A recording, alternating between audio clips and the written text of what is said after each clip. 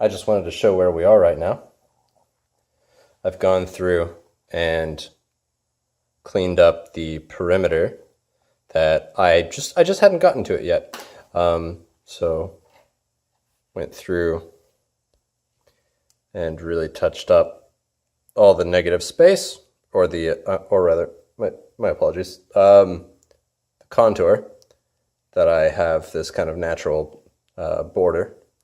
I've caught up the trace work for these feathers that have yet to be done, and filled in the blanks in some obvious spots. And I started to just kind of get lost in the piece, which was actually really fun.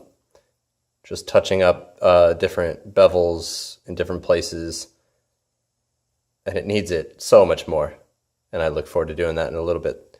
But I wanted to, before really deep diving and breaking these feathers down, the thought of how much space I want. Because I need to trim this. I need to save some for where the silver vessel will overlap. I wanted some negative space with just a slight texture in order to create a little contrast. But I also wanted a natural border that still felt designed. So I'm kind of getting to the point to where I can't go any further without a better plan. And it's quite different sometimes to have a detailed drawing or a detailed animal, and to translate that into a finished piece, for me, can be very difficult, because the thing you are holding in your hand can still be so much different than a design when it's going through so many changes all the time.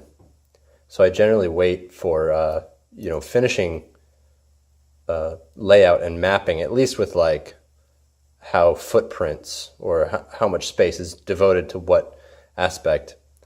I normally wait for the piece to let me know. And I think we're at that point now. So I was gonna go through, well, the first thing I need to do is kind of map a nice, clean, even level, just to get prepared to either be filed or trimmed down. I normally do that against the bench, just by turning it upside down, laying it flat, and holding a marker of some kind, be it sharp or felt tip with ink, and just lay it out. For vessels, I use an adjustable one, so that as I turn the piece, I can put it wherever I want.